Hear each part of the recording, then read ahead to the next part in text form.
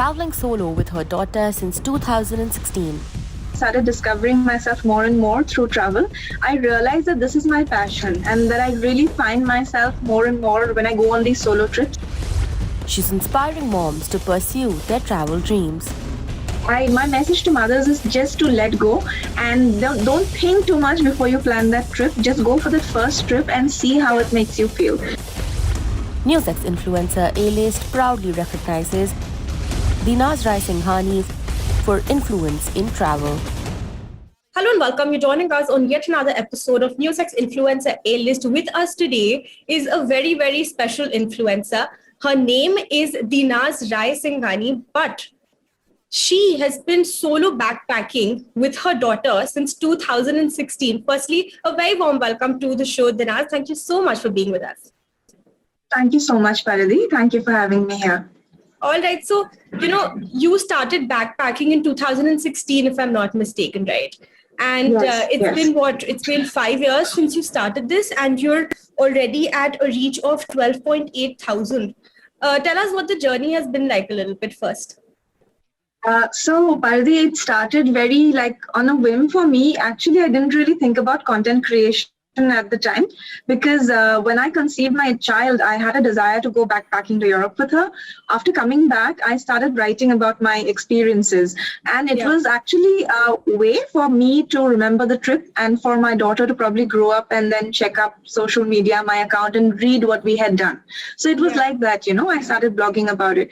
But then I saw a lot of interest from fellow parents. I saw a lot of interest from young mothers who, DM'd me and asked me, hey, where did you stay? How did you manage? And is it even possible to take a child, as young as a year old to Europe and do your own thing and have a really nice time and come back?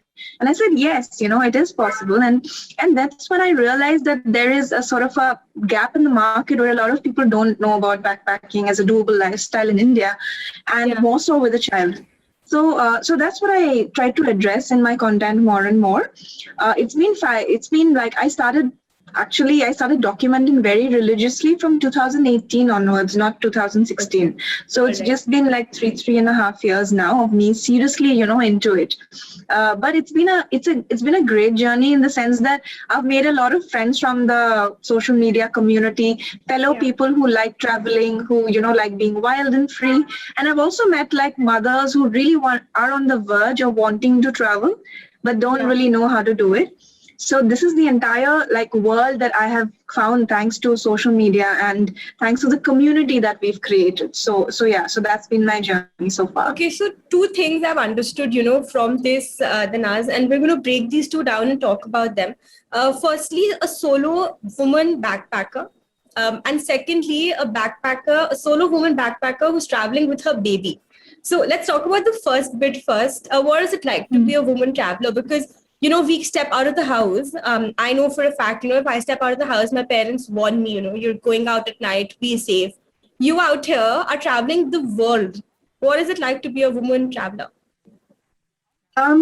I would say that it has its own set of challenges, and like any other kind of travel, it is unique in its own space. I started traveling within India more in the beginning, and then after I got married, I started traveling with my husband a lot, and we backpacked almost everywhere. And that's when I got the entire chaska of trying to budget travel and then finding your own way and taking risks and everything. And I liked it so much that I said, hey, let me take my own trips now. So I started going on my solo travels. Was it scary at first when you just started out? Of course. Yes. Because, that initial fear is there of more than paranoia than fear, I think, of what will happen. And I, belong to a setting wherein, I never used to take too many risks as a child and everything. And I have a very loving family, a very protective family, And I don't think that, one day my parents would have imagined that I would just leave with a rucksack somewhere. Yeah. So when that started happening, it was both joy and fear, mix of both of them for me. But as the years went by and I started discovering myself more and more through travel, I realized that this is my passion and that I really find myself more and more when I go on these solo trips. I get a chance to reconnect. So it's been an amazing journey so far. And what is it like with your baby? Yeah, go ahead. Then we'll come to your daughter. Yeah, sure. And the second part of the question was, of course, it has its challenges because, as a woman in any country, I mean, not even India, not only India, I think there are a lot of challenges. But we got to look at it at the, with a completely holistic perception. And we need to plan, we need to do our research and go by gut instinct. I think the female gut instinct is really, really strong. And we tend to sense danger before it happens. Usually that happens. So I think whatever you do at home now and whatever instincts you carry with yourself as a woman, carry them whenever you're traveling solo as well. And I think they will help you definitely. So what all places have you traveled till now? Yeah, I have gone mostly, like I've been around 23 states of India, and from we've been to Kashmir to not Kanyakumari, but then to Kerala, up to Kerala, and Ladakh in the northern part. And a lot of the travels also have been with my husband. But then I started traveling more, I've been to Auroville on an internship, and it was more me, wanting to explore the place and the entire community. Auroville is this world community in South India near Pondicherry. So I spent an internship summer there, and it was completely unplanned and it was amazing. And then I keep going to these music festivals whenever they happen, and then I take a few days off. I traveled to the Zero Fest in Arunachal Pradesh a couple of years ago, and it's always been a fantastic experience, with or without being married or being a mother or anything. I think everyone should just take a solo trip as a female and just experience it for themselves. Is it empowering, Danaz, to just be out there by yourself? Is it very empowering? It is a revelation, I would say. It's empowering in the sense that, you have to depend on yourself for everything. And you have to know that, there's just you for your challenges and for your answers. And also it's breaking a certain barrier, right? Because there's a certain barrier that exists that says that, mothers cannot go out and travel. And especially with a baby, it's absolutely impossible to do it. You're also breaking that certain barrier. So do you feel like traveling with your child has in fact been exciting? It has been and it has been an even more empowering experience than, let's say, if you had done this 10 years ago? Absolutely. I think the entire experience of me traveling solo and then traveling with a child has been two different spaces completely.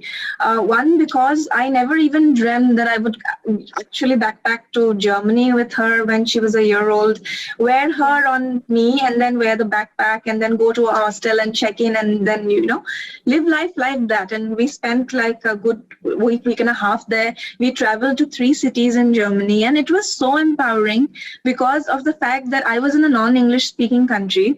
I did not know anybody there. I did not have a local phone number to call. And all my baby had was me, I didn't even have the other parents. So I could not rely on, hey, this went wrong. So what can we do? That sort of a backup thing. So I always needed to have a plan B. What if this fails? What should I do? And I needed to make my own decisions, because we were we were using public transport most of the time. We never used to go on taxis and everything. Most of our stays are in B&Bs and hostels in Europe. So these are very, very new things even for me, with a child, because I used to go to hostels before, but with a child, it's a completely different ballgame altogether. So when I experienced and explored that, hey, she's picking it up and she's able to take it, that is when I also felt like, I'm not doing anything wrong. It's just me and my child trying to bond in another country. And it was so beautiful because we remember those memories, we cherish those memories, and I want to do it for the rest of my life. What is your message then, Danaz, before we let you go? Because we've run out of time. I want to quickly ask you, what's your message to mothers out there who want to travel and who want to travel their heart out? My message to mothers is just to let go and don't think too much before you plan that trip. Just go for the first trip and see how it makes you feel, and come back and then recalculate and calibrate about how the trip went. If it went well, take a second one. If not, you always learn and you always take a better trip next time. All right. Thank you so much, Danaz, for being with us, and more power to you. Thank you so much. It was a pleasure. For more such videos, subscribe to the NewsX YouTube channel, hit the bell icon.